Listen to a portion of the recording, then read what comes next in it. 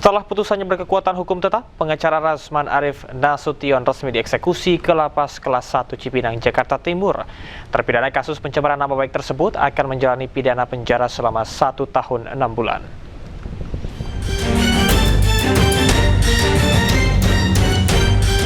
Lapas Kelas 1 Cipinang membenarkan pihaknya telah menerima Rasman Arif Nasution untuk menjalani putusan pengadilan yang telah berkekuatan hukum tetap. Rasman diterima sebagai warga binaan pada Kamis 25 Juni 2026 sekitar pukul 4:20 sore berdasarkan surat Kejaksaan Negeri Jakarta Utara tentang pelaksanaan putusan pengadilan. Dalam perkara ini, Rasman dinyatakan bersalah melanggar pasal 27 ayat 3 junto pasal 45 ayat 3 Undang-Undang Informasi dan Transaksi Elektronik atau ITE.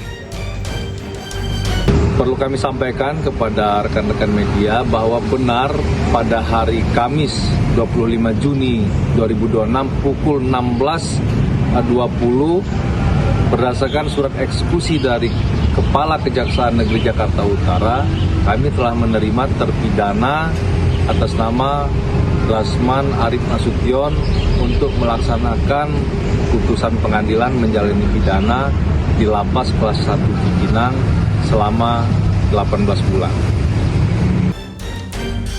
Atas perbuatannya, Rasman dijatuhi pidana penjara selama 1 tahun 6 bulan, serta denda 200 juta rupiah subsidiar 4 bulan kurungan.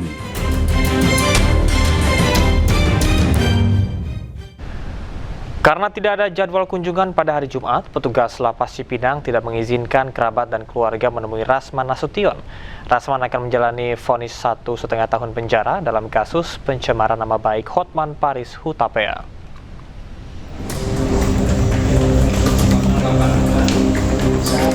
Kejaksaan Negeri Jakarta Utara mengeksekusi terpidana Rasman Arif Nasution ke Lapas Kelas 1 Cipinang dalam kasus pencemaran nama baik Hotman Paris Hutapea.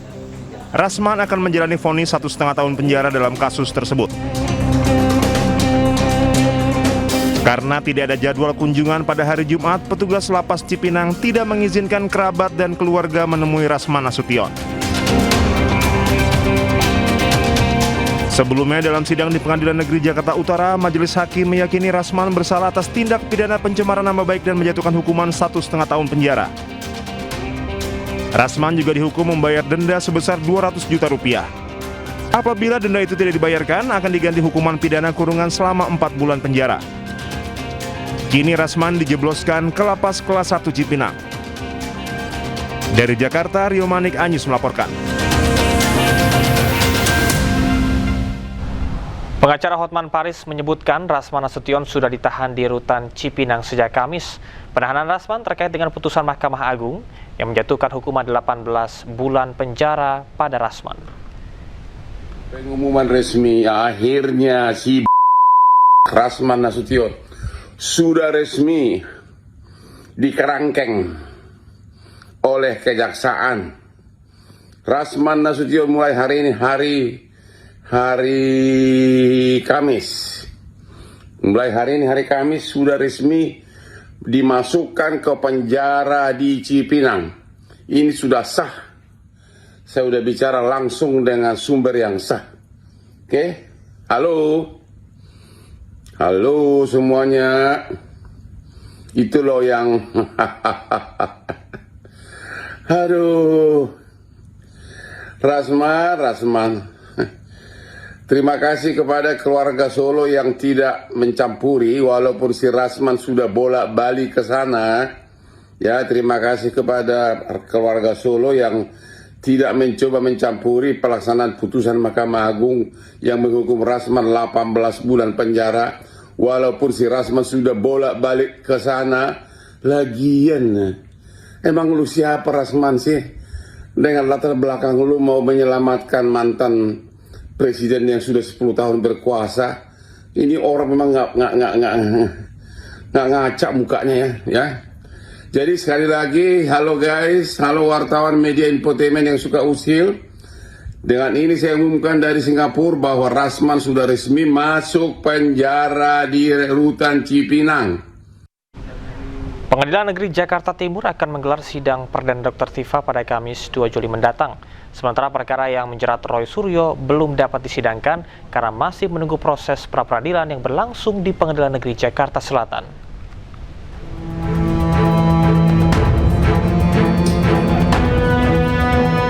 Pengadilan Negeri Jakarta Timur menjadwalkan sidang perdana Tifauzia Tiasuma atau Dr. Tifa, tersangka kasus dugaan fitnah dan pencemaran nama baik terkait keaslian ijazah Presiden ke-7 Republik Indonesia Joko Widodo pada 2 Juli 2026.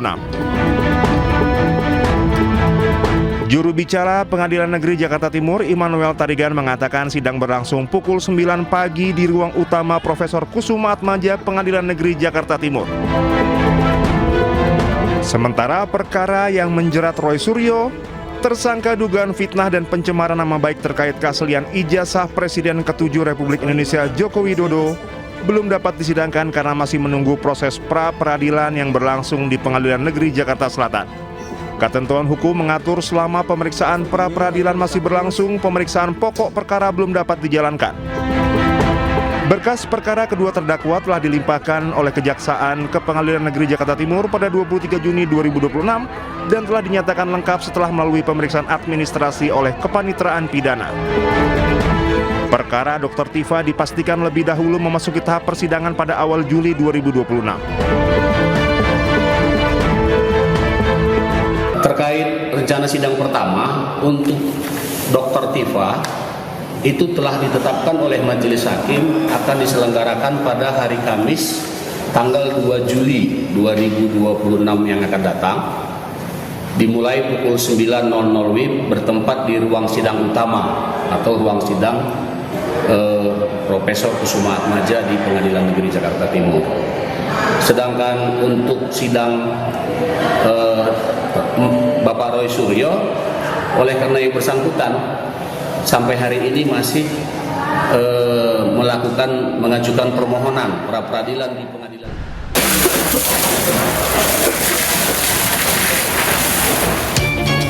Kobaran api dengan cepat menjalar dan menghanguskan deretan rumah di kawasan padat penduduk di Kampung Singkir, RT 02, RW 04, Kelurahan Jarak Sari, Wonosobo, Jawa Tengah.